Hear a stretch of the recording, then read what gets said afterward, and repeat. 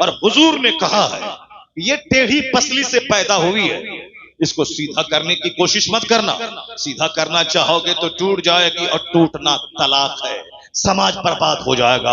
اسی حالت میں رہنے دے، بڑے کام کی چیز ہے، بس اسی حالت میں رہنے دے، فائدہ حاصل کر۔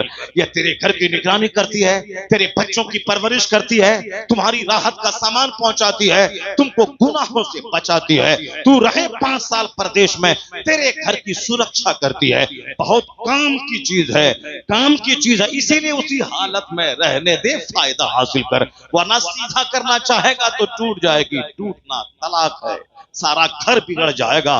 یہ مصطفیٰ کا قانون ہے کہ آج گھر آباد ہے، سوسائٹی آباد ہے، سماج آباد ہے، اس لیے کہ حضور نے جو کہا ہے اس پر عمل کرنے کی وجہ سے لڑائیاں کم ہو رہی ہیں، صبر کی وجہ سے گھر آباد ہو رہا ہے۔ جی جی آقا دو علیہ السلام کا فرمان ہے، سرکار نے ایک اچھی لائف گزارنے کا جو فارمولا دیا، اب ذرا غور سے سن لو۔ عورتوں کی تعلیم پہ اسلام کیوں زور دیا؟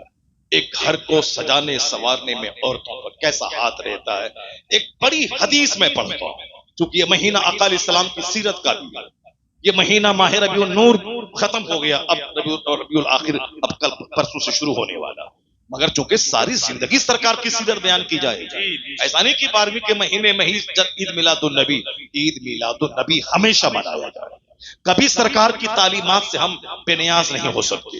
دنیا کا سارا کام ایک سسٹم سے ہوتا ہے، اور اسی سسٹم پر میں تھوڑی دیر بات کرتا ہوں، اس کے بعد اگر آپ کہیں گے تھوڑی دیر اور تقریر کیجئے، تقریر آپ نے شروع نہیں کی ہے تو پھر میں تقریر شروع کروں گا، لیکن اگر آپ بولے کہ نہیں اب ختم کر دیے تو میں تقریر ختم کر دوں گا، مگر میرا ایک پیراگراف سن کے ضرور آپ جاؤ، میری ماں بہن بھی غور سے سن لیں، وہ تقریر کا ایک پیراگراف یہی ہے، دنیا کا سارا کام ایک سسٹم سے ہوتا ہے، سسٹم سے ہٹ کے نہیں ہوتا ہے، جذبات میں چلو مارو جو ہوگا دیکھا جائے گا، نہیں، حکمت سے، تدبیر سے سارا کام ہوتا ہے۔ اللہ نے آسمان بنایا بغیر کھمبے کے کھڑا، اللہ نے اس زمین کو سمندر پانی پہ بنایا، یہ زمین میں کو قرار ہو اس کے لیے اللہ نے پہاڑ کا کھوٹا بنایا تاکہ زمین ہلے نہیں، ایک سسٹم ہے۔ اللہ نے سورج بنایا تاکہ ساری زمین روشن ہو، اللہ نے رات میں سورج کے چھپانے کے بعد چاند دیا ہے تاکہ لوگوں کا وحشت سے سینہ پھٹ نہ جائے، یہ سارا ایک سسٹم ہے۔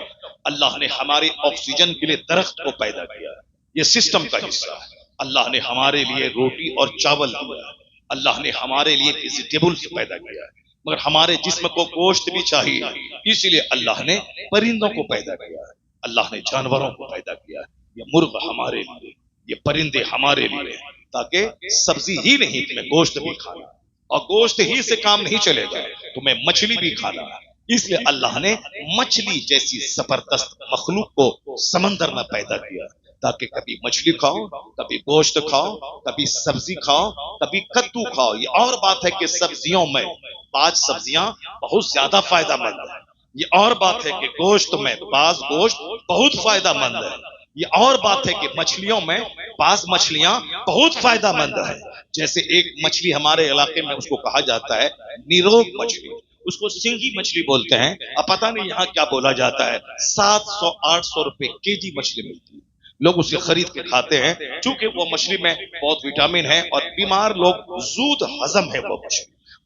کدو سبزیوں میں سب سے سپیریئر سبزی ہے کدو بہت جلد ہضم ہو جانے والے سبزی، اور یہ سرکار کی پسند بھی ہے، اور سردی کے لیے بھی مفید ہے، گرمی کے لیے بھی مفید ہے، ہر موسم کے لیے مفید ہے۔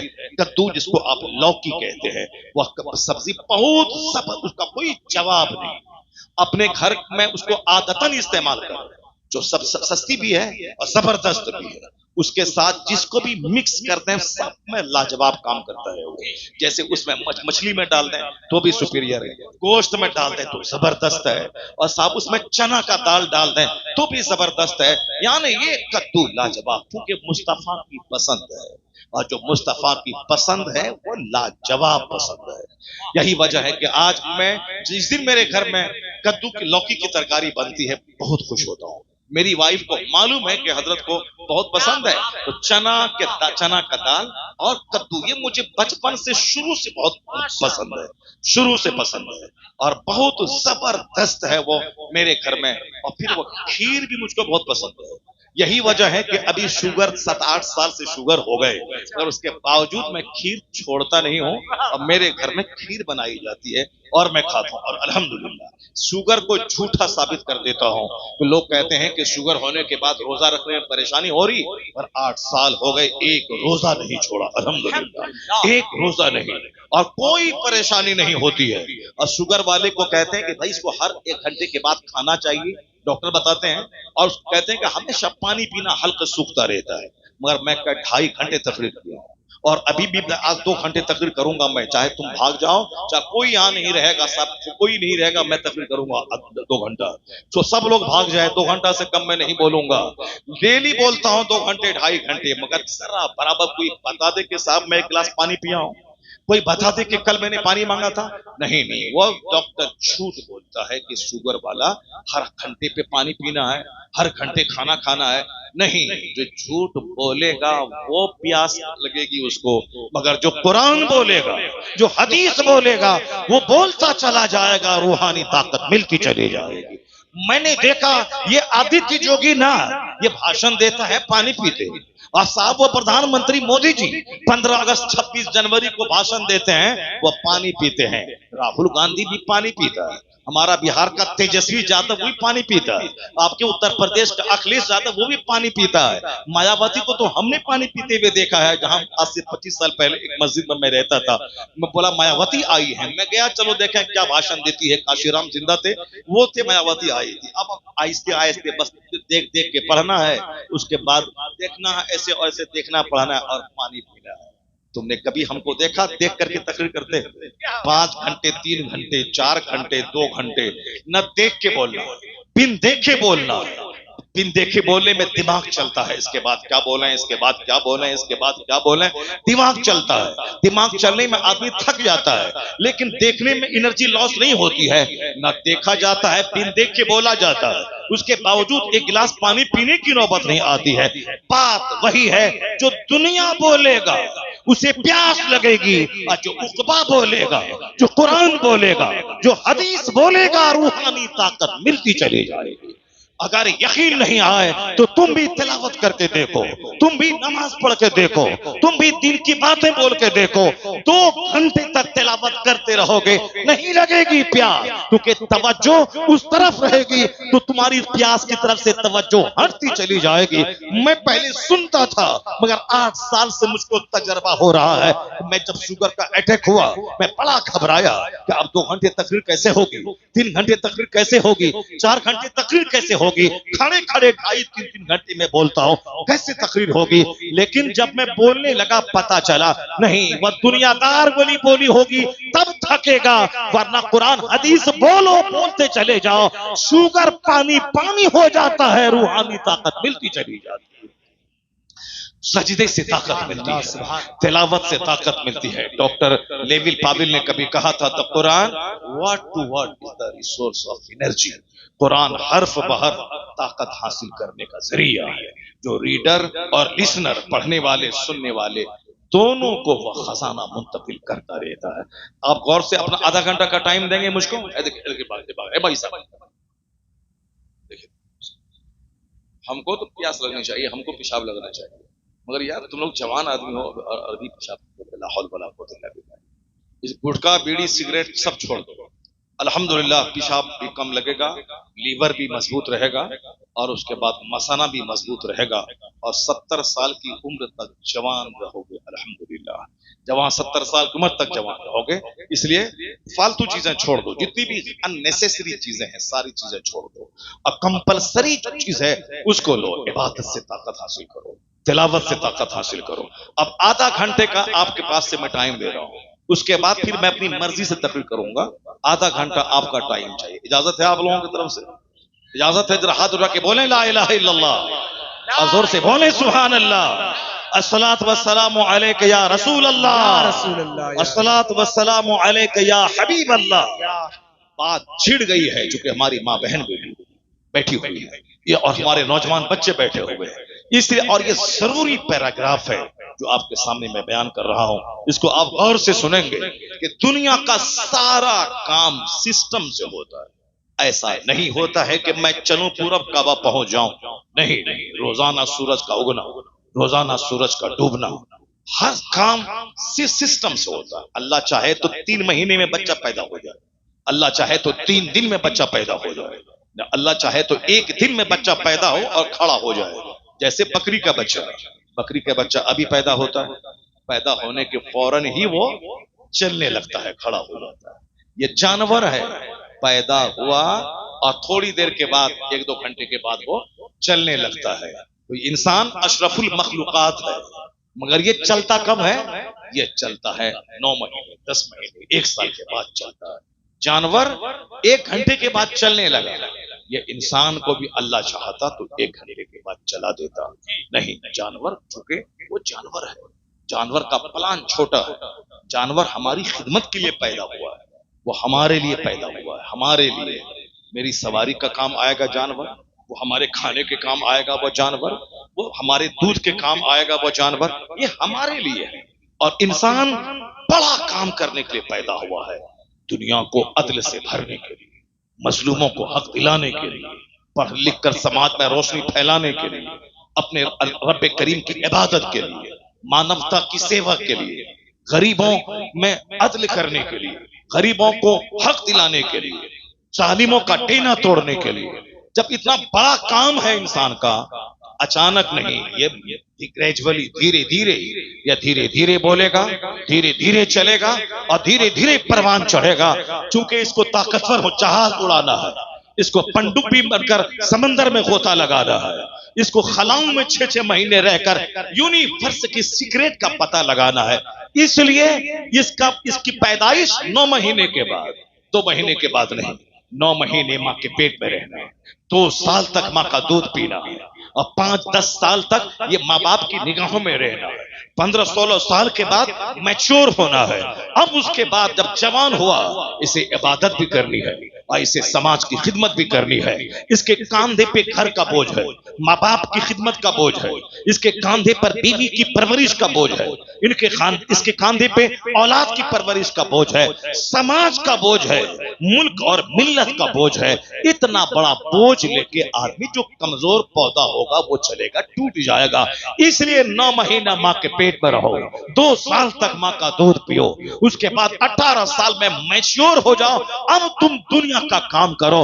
یعنی قدرت کا سارا کام حکمتوں سے بھرا ہے۔ کام جب بڑا ہوگا اس کی ہڈی بھی مضبوط ہوگی، اس کی طاقت بھی مضبوط ہونی چاہیے۔ اس لیے اللہ 9 مہینے ماں کے پیٹ میں رکھتا ہے۔ اب ذرا غور سے سنیے، اللہ رب العزت کے اسی سسٹم کا حصہ ہے کہ جو دنیا میں سب سے بڑا کام کرنے کے لیے آیا ہے، اس کی طاقت بھی سب سے بڑی ہوگی، اس کا خاندان بھی سب سے بڑا ہوگا، اس کی ماں بھی سب سے بڑی ہوگی، اس کا دادا بھی سب سے بڑا ہوگا، اس کا نانا بھی سب سے بڑا ہوگا، چونکہ ایک مہان نتم پرسنالٹی کے سجانے، سوارنے، نکھارنے ماں کا رول رہتا ہے، باپ کا بھی رول رہتا ہے، باپ دادا کا رول رہتا ہے، پردادا کا رول رہتا ہے، اس کے اوپر کے دادا کا رول رہتا ہے۔ لوگ کہتے ہیں نا اس کے خاندان میں یہ بیماری 100 سال سے چلی آ رہی ہے۔ ہمارے علاقے میں ایک خاندان میں پاؤں پھٹنے کی بیماری ہے، تو اب اس خاندان میں جلدی سے لوگ شادی نہیں کرتے ہیں، نہیں لڑکی خوبصورت ہے مگر اس خاندان میں پاؤں پھٹنے کی بیماری۔ اب یہ بیماری کب سے چلی آ رہی ہے کسی کو نہیں معلوم ہے، 100 سال 200 سال سے چلی آ رہی ہے۔ تو 200 سال پہلے سے جو بیماری چلی آ رہی ہے اس کے خاندان کے آنے والی نسلوں کو بھی وہ تھوڑا سا سماج میں عیبدار بنا دیتی ہے۔ اور پھر کچھ خاندان کے لوگ بڑے ہشٹ پشٹ موٹے تازے ہوتے ہیں اور کہتے ہیں کہ ان کا دادا پہلوان تھا، ان کا پردادا پہلوان تھا، ان کا نانا پہلوان تھا، چونکہ نانا کا بلڈ میری ماں میں شامل ہے اور دادا کا بلڈ میرے باپ میں شامل ہے، اسی لیے دادی حال کے اعتبار سے اور نانی حال کے اعتبار سے بھی جو بہت بڑی پرسنالٹی ہے اس کا مضبوط ہونا ضروری ہے۔ دادا کی طرف سے بھی لاجواب اور نانا کی طرف سے بھی لاجواب، ایسا نہیں کہ راستہ چلتے کسی لڑکی کو منہ دیکھا, منہ اچھا لگا, شادی کر لیا اور چلے آئے. بعد میں پتا چلا کہ صاحب ان کی اولاد جو بھی ہے وہ جیسی کی تیسی اولاد ہے. اب سب ان کے باپ, ان کی ماں فاحشہ تھی, ان کے باپ ایسے تھے, ان کے دادا ایسے تھے, یعنی ان کی نسلوں میں بے حیائی چلی آ رہی ہے. آج ہمارے بچے چھوکرے وہ نیٹ چلانے والے, سنیما دیکھنے والے, بس صرف منہ دیکھتا ہے کہ منہ کا رنگ گورا ہے کہ نہیں ہے, ناک لمبی ہے کہ نہیں ہے. آپ کے اتر پردیش میں کیا ہے یہ ہم کو معلوم نہیں ہے, پر ہمارے بہار میں یہ ہے کہ آنکھ بڑی بڑی ہونی چاہیے, ناک لمبی ہونی چاہیے, چہرے پہ گوشت بھرا ہونا چاہیے, اور فٹ تھوڑا 5 فٹ سے اوپر کی لمبی ہونی چاہیے, اور ٹھگنی والی نہیں چاہیے, اور پتلی دبلی نہیں چاہیے. آج کل تھوڑی سی موٹی چاہیے. پہلے لوگ سمجھتے تھے نہیں صاحب پتلی دبلی یہ حسن میں شامل ہے, لیکن آج نظریہ بدل گیا ہے. آج کل موٹی تازی, ماں بھی کہتی ہے کہ موٹی تازی دلہن ہو تاکہ گھر میں خوب محنت سے کام کرے, صبح سے لے کے شام تک بالکل نوکرانی کی طرح کام کرتی رہے. جیسے کہ وہ اپنے ماں باپ سے آئی ہے, وہ شوہر کے لیے نہیں آئی ہے, ساس کے لیے آئی ہے. وہ پوچھا لگائے, جھاڑو لگائے, کپڑا دھوئے, ساس کا پاؤں دبائے, گھر کے سارے لوگوں کی نوکرانی بن کے خدمت کرتی رہے. ایسا نہیں ہے کہ اب وہ نوکرانی سمجھ کے وہ رکھتی ہے. ذرا سی کمی ہوئی لڑائی شروع ہو گئی. شوہر پہ لازم ہے وہ خدمت اپنی ماں کی کرے, کیونکہ ماں تمہاری ماں ہے, تمہاری بیوی کی ماں نہیں ہے. وہ تمہاری ماں کے پاؤں کے نیچے تیری جنت ہے, وہ تیری بیوی کا جنت تیری ماں کے پاؤں کے نیچے نہیں ہے. وہ خدمت کرے, یہ ان کا احسان ہے, یہ کا احسان ہے. وہ تیری خدمت کرے گی, وہ تیری خوشی ڈھونڈے گی. اگر تیری ماں کے ساتھ نہ رہنا چاہے اس کے لیے الگ گھر دینا ہوگا, الگ چاپاکل دینا ہوگا, الگ واش روم دینا ہوگا. یہ تم پر لازم ہے. اگر وہ اب تمہاری ماں کو ماں سمجھ رہی ہے, سونے پہ سہاگا ہے, تو راستہ چلتی کوئی سڑک چھاپ عورت وہ تیری ماں کو کی خدمت نہیں کرے گی. جس طرح آپ کالج میں پڑھنے لگے, کالج میں پڑھنے والی لڑکی سے پیار ہو گیا, ان کو بولے کہ تم دیہات میں نہیں رہوں گی, میں شہر چاہیے. اچھا ٹھیک ہے, میں تمہارے لیے میں شہر آ جاؤں گا. اب وہ شہر بہار نہیں, اتر پردیش کی راجدھانی لکھنؤ کو گومتی نگر چاہیے. چلو گومتی نگر میں ہم بلڈنگ خرید لیں گے. یعنی ماں چھوڑ دیں گے, باپ چھوڑ دیں گے. راستہ چلتی عورت کا چہرہ دیکھا, ماں باپ سب چھوڑ دیا. لیکن اگر دین تمہارے پاس رہے گا, اگر وہ لڑکی بولے کہ ماں باپ سماج چھوڑ دے, تم کیا بولو گے؟ تیری طرح اگر لڑکی ہو تو 5-4 شادی میں کر سکتا ہوں, شریعت اجازت دیا ہے. تو بھاگے یا تجھ کو میں چھوڑ دوں 4 شادی ایٹ اے ٹائم. لیکن ایک ماں اگر ہم سے ناراض ہو گئی تو دنیا کے اربوں لوگوں کی بھیڑ میں دوسری ماں نہیں مل پائے گی. ایک باپ اگر ناراض ہوا دوسرا باپ نہیں مل پائے گا, کیونکہ ماں ایک ہی ہوتی ہے اور باپ ایک ہی ہوتا ہے. بیوی تو 4 ہو سکتی ہے, اور طلاق دیا تو طلاق دیتے جاؤ, شادی کرتے جاؤ. اگر وہ مر گئی تو شوہر خوشی مناتا ہے, چلو جھمیلے سے نجات ملی, اب دوسری بیوی آئے گی تو مرنے کے بعد بیوی ہو سکتی ہے, مگر ماں ایک مر گئی تو دوسری ماں نہیں ہو سکتی ہے. باپ اگر مر گیا تو دوسرا باپ کبھی نہیں ہو سکتا.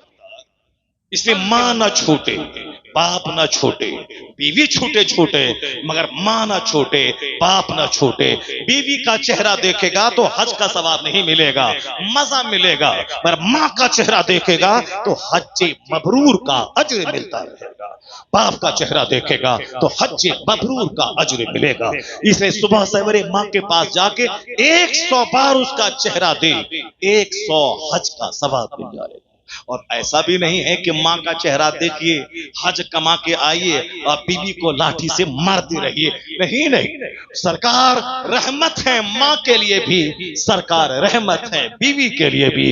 حضور نے جہاں کہا بیوی کا چہرہ دیکھو تو حج کا ثواب ملے گا, وہیں حضور نے یہ بھی کہا بیوی کے منہ میں لقمہ ڈالو تو ہر لقمے کے بدلے ثواب ملے گا. سبحان اللہ, کیا بات. اب یہاں ادکباری لوگ ہوتے ہیں, آدھا دماغ ہوتا ہے. ماں کی طرف گیا تو باپ بیوی کو مارنا شروع کر دیا, اور کوئی بیوی کی محبت میں لوٹا تو ماں کو چھوڑ دیا. تو اسلام یہ نہیں کہتا کہ ون سائیڈڈ ہو جاؤ, اسلام یہ کہتا ہے بیوی کو بیوی کی طرح سمان دو, ماں کو ماں کی طرح سمان دو. تیرے گھر میں رحمتوں کے پھول کھلتے رہے, آسمان سے رحمتوں کی بارش ہوتی رہے گی. اور تم مرد ہو, بیوی کچھ بولے ماں کے خلاف سہ لینا, ماں بولے بولے بیوی کے خلاف سہ لینا، گھر تمہارا ایسے چلتا رہے گا۔ اگر ماں کی بات میں بیوی سے ٹکرائے تب تو پھر تمہارا سکون ختم ہو جائے گا، اور بیوی کی بات میں اگر ماں سے ٹکرائے تب تو تیری دنیا اور آخرت دونوں برباد ہو جائے گی۔ بیوی اس کو کچھ پیسہ دے تو ماں کو مت بتاؤ کہ 10,000 دیے ہیں، اور ماں کو 10,000 دو تو بیوی کو دکھا کے مت بتانا، ورنہ سر کے سارے بال تیرے ختم ہو جائیں گے۔ اس لیے ان کو مت بتانا کہ میں نے ماں کو 10,000 دیا ہے، ماں کو 10,000 دیا ہے، بیوی کو خبر نہ ملے، اور بیوی کو 10,000 دیا ہے، ماں کو خبر نہ ہو۔ ایک کامیاب آدمی کی طرح مسکراتے رہنا، گھر میں ماں کا بھی پیار ملے گا، بیوی کا بھی پیار ملے گا، سنت پہ عمل ہوگا، گھر مثل جنت کے بن جائے گا۔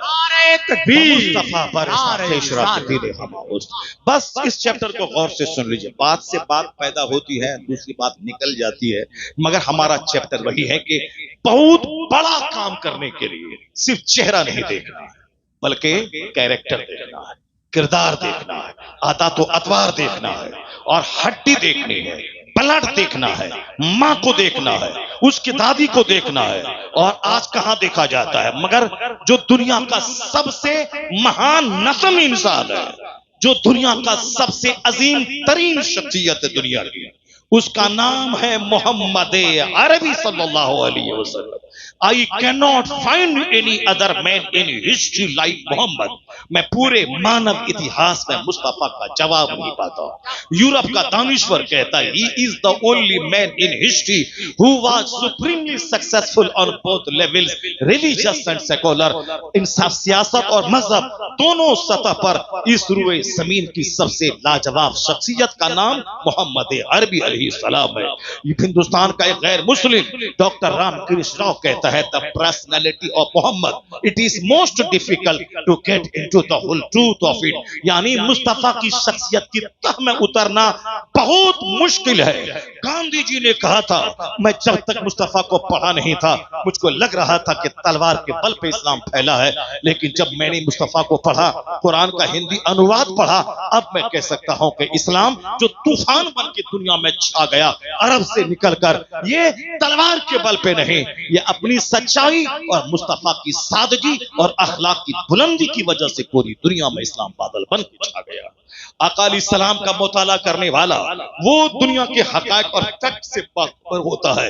اتنا بڑا پیغمبر جو عرب اور عجم میں انقلاب پیدا کر دے، جو دنیا کی حکومت کی دھارنا بدل دے، جو دنیا کا جغرافیہ بدل دے، جو انقلاب پیدا کر دے، جو دنیا میں علمی انقلاب لائے۔ مصطفیٰ کی آمد سے پہلے دنیا میں ایک کالج نہیں تھا، ایک اسکول نہیں تھا، ایک مکتب نہیں تھا، وہ زمانہ گرو کال کا تھا۔ ایک پڑھا لکھا آدمی درخت کے پاس بیٹھتا، 10-20 لوگ آتے، وہ شکشا دان کرتا تھا، یعنی علم کو پھیلاتا تھا۔ باضابطہ مکتب، مدرسہ، اسکول، کالج کی شکل میں دنیا میں کچھ نہیں تھا، لیکن آج 1400 سال کے اندر ہزاروں کالجز، ہزاروں یونیورسٹیز، لاکھوں مکتب، لاکھوں اسکول دنیا میں کھل گئے۔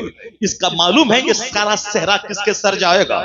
1000 سال پہلے تو امریکہ کا نام دنیا میں نہیں تھا، 1000 سال پہلے تو کوئی کالج اسکول دنیا میں نہیں تھا، چاہے JNU ہو، AMU ہو، چاہے PHU ہو، بنارس ہندو یونیورسٹی، اس کی تاریخ 200 سال کے اندر کی ہے۔ لیکن آج لاکھوں اسکول، لاکھوں کالج کی موجودگی میں یہ ماننا پڑے گا کہ سب سے پہلے جس نے غریب امیر سب کے گھر میں علم جائے گا۔ علم حاصل کرنا کمپلسری ہے، امیر بھی پڑھیں، غریب بھی پڑھیں، دیہاتی بھی پڑھیں، شہری بھی پڑھیں، اور علم طاقت کا نام ہے، علم روشنی کا نام ہے۔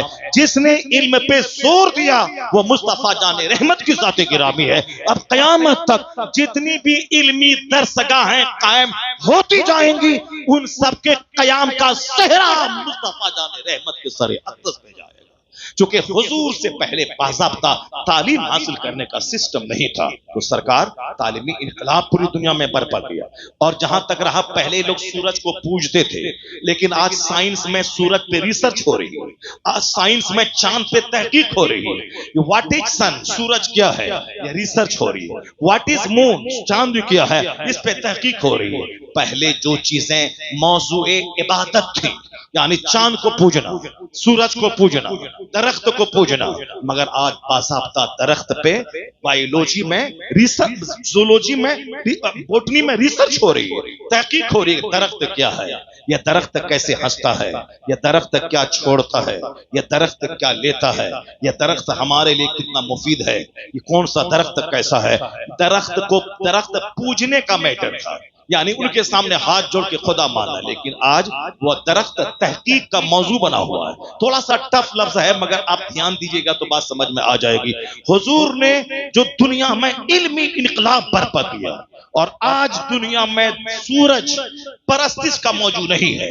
وہ الہڑ قسم کے، نادان قسم کے، غلیظ قسم کے جو لوگ ہیں آج بھی سورج کو خدا کہتے ہیں، مگر سائنس کی زبان میں وہ سورج خدا نہیں ہے۔ سورج کیا ہے؟ میٹر آف ورشپ نہیں، میٹر آف ریسرچ ہے۔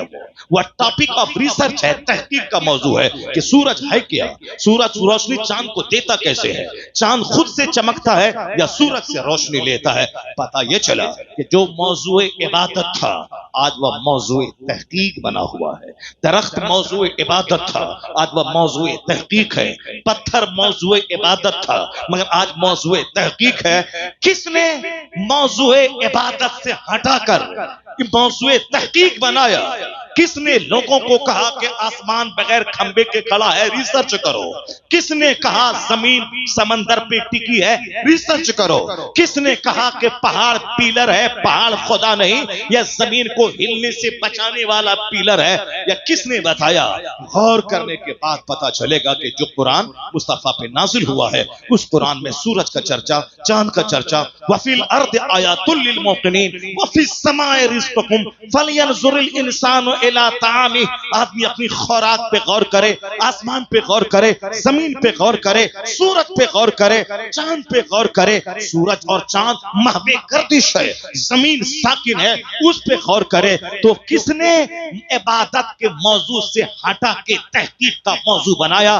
جواب ملے گا محمد عربی علیہ السلام نے آدمی کی سوچ کی دھارنا بدل دی کہ جو عبادت کا موضوع تھا اس کو تحقیق کا موضوع بنا دیا۔